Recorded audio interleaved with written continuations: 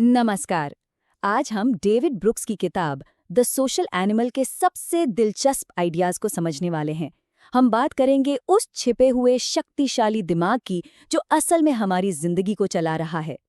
चलिए, एक एहसास से शुरू करते हैं। कभी ऐसा महसूस हुआ है कि किसी भीड़ भरे कमरे में, जहां सब कुछ बिल्कुल ठीक ठाक लग रहा हो, अंदर से एक अजीब सी बेचैनी हो? दिमाग कहता है नहीं, सब नॉर्मल है, पर अंदर से एक आवाज, एक गहरी सी फीलिंग कहती है नहीं, यहाँ कुछ तो गड़बड़ है। तो आज हम इसी दूसरी आवाज की बात करेंगे, वो अंदरूनी एहसास जो हमसे पूछे बिना ही हमारे लिए बड़े बड़े फैसले ले लेता है। तो साइंटिस्ट इसी दूसरे मन को द सोशल एनिमल या हमारा अचेतन मन कहते हैं। और कमाल की बात यह है कि यही मन हमारी जिंदगी के 90% बड़े फैसलों के लिए जिम्मेदार है। किस पर भरोसा करें, किससे प्यार करें, ये सब कुछ। तो सवाल ये है कि ये छिपा हुआ मन, ये हमारा अचेतन, आखिर कितना ताकतवर है। चलिए हमारे चेतन और अचेतन मन की प्रोसेसिंग पावर में जो जमीन आसमान का फर्क है उसे देखते हैं।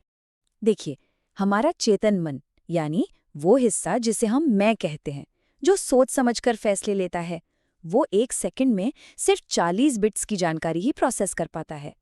ये उतना ही है जितना किसी एक लाइन को ध्यान से पढ़ने में लगता है। और अब जरा इस नंबर को देखिए, ये सच में हैरान कर देने वाला है। हमारा अचेतन मन उसी एक सेकंड में 11 मिलियन बिट्स की जानकारी प्रोसेस करता है। मतलब अगर हमारा चेतन मन एक साइकिल है, तो अचेतन मन एक सुपरसोनिक जेट की तरह है। ये सिर्फ तेज नहीं है, ये काम ही बिल्कुल अलग लेवल पर करता है। और ये सिर्फ रफ्तार की बात नहीं है, ये इस बात के बारे में है कि जिंदगी के सबसे बड़े फैसले कैसे लिए जाते हैं। हैरोल्ड की कहानी को ही ले लीजिए। वो बड़ा लॉजिकल आदमी था, पर जब वो एरिका से मिला तो उसने कोई प्रॉज कॉन्स की लिस्ट नहीं बनाई। उसके अचेतन मन ने बस एक पल में फैसला कर लिया, एक ऐसा फैसला जो उसका लॉजिकल दिमाग शायद कभी ले ही नहीं पाता। इसे ऐसे समझिए, ये किताब कहती है कि हमारा जो चेतन मन है ना, वो बस एक प्रेस सेक्रेटरी की तरह है। उसका काम सिर्फ उन फैसलों को दुनिया के सामने सही ठहराना है जो असली बॉस यानी हमारा अचेतन मन पहले ही ले चुका होता है। यही वो मन है जो हमें गट फीलिंग्स देता है। यही वो मन है जो एक एक्सपर्ट चेस प्लेयर की तरह बिना सोचे समझे सही चाल पहचान लेता है। किसी से मिलते ही उसके हाव भाव देखकर एक राय बना लेता है। असल में यही वो मन है जो हमारी जिंदगी के 95% काम ऑटो पायलट पर चलाता है, जैसे सांस लेना या गाड़ी चलाना। हमें बचपन से सिखाया जाता है कि तर्क और भावनाओं को अलग अलग रखो, इमोशनल होकर फैसले मत लो। लेकिन जानते, न्यूरोसाइंस कुछ और ही कहता है। ये एक बहुत बड़ी गलतफहमी है। असल में बात यह है कि तर्क अकेले काम कर ही नहीं सकता, वो भावनाओं की नींव पर टिका होता है। हमारी भावनाएं ही तो हैं जो किसी चीज को, किसी विकल्प को, किसी रिश्ते को कोई कीमत या मतलब देती हैं। इस बात को समझने के लिए एक बड़ा ही जबरदस्त उदाहरण है।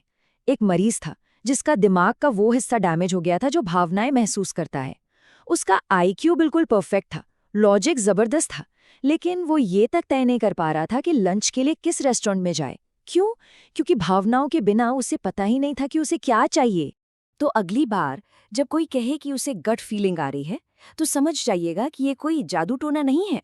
ये असल में उसका अचेतन मन है जो अपनी जिंदगी भर के अनुभवों के विशाल डेटाबेस से एक बहुत तेज और सटीक एनालिसिस भेज रहा है। अच्छा, तो इसका मतलब ये तो नहीं है कि हम अपनी हर भावना या हर आवेग के गुलाम बन जाएं? बिल्कुल नहीं, बल्कि असली समझ इस बात में है कि हमारा ये जो शक्तिशाली अंदरूनी मन है, इसे भी सिखाया जा सकता है, इसे ट्रेन किया जा सकता है। इसकी सबसे अच्छी मिसाल है वो मशहूर मार्शमेलो टेस्ट।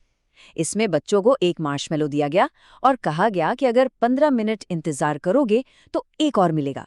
जिन बच्चों ने खुद पर कंट्रोल रखा और इंतजार किया, वो आगे चलकर जिंदगी में कहीं ज्यादा सफल हुए। तो इससे ये पता चलता है कि सेल्फ कंट्रोल कोई ऐसी चीज नहीं है जो किसी में होती है और किसी में नहीं। ये एक स्किल है, एक मसल की तरह। इसे जितना इस्तेमाल करेंगे, ये उतनी ही मजबूत होती जाएगी। चाहे वो सुबह जल्दी उठने की आदत हो या गुस्से में कुछ बुरा कहने से खुद को रोकना हो। तो हम अपने इस सोशल एनिमल को ट्रेन कैसे करें? अच्छी किताबें पढ़कर, कला को महसूस करके, अच्छे लोगों के साथ वक्त बिताकर। जब हम जानबूझकर ईमानदारी और दया जैसी अच्छी आदतें अपनाते हैं, तो वो धीरे धीरे हमारे अचेतन मन का हिस्सा बन जाती हैं। तो आखिर में लक्ष्य ये नहीं है कि हमारा लॉजिकल दिमाग इमोशंस को हरा दे या इमोशंस लॉजिक पर हावी हो जाएं। नहीं, असली लक्ष्य है कि ये दोनों एक साथ एक खूबसूरत पार्टनरशिप में काम करें। देखिए, जो जिंदगी सिर्फ बाहरी सफलता यानी करियर, पैसा, शोहरत के पीछे भागती है, उसे किताब में पहला पहाड़ कहा गया है। ये एक वक्त के बाद खालीपन का एहसास कराती है। असली और गहरी खुशी मिलती है दूसरे पहाड़ पर। ये पहाड़ है हमारे आंतरिक चरित्र का, हमारे रिश्तों का, हमारी आस्था का। ये सफर मैं क्या पा सकता हूँ से मैं क्या दे सकता हूँ तक का है। आखिर में एक बात समझना बहुत जरूरी है। हमारे दिमाग का पहला काम सच खोजना नहीं है। उसका काम है हमारी जिंदगी में जो कुछ भी हो रहा है उसे जोड़कर एक मतलब की कहानी बनाना। कोई घटना उतनी जरूरी नहीं होती जितनी वो कहानी होती है जो हम उस घटना के बारे में खुद को सुनाते हैं। और एक कामयाब और खुशहाल जिंदगी का राज इसी बात में छिपा है कि हम अपनी जिंदगी की कहानी का कंट्रोल अपने हाथ में ले लें, चुनौतियों को मौकों की तरह देखें और गलतियों को सबक की तरह।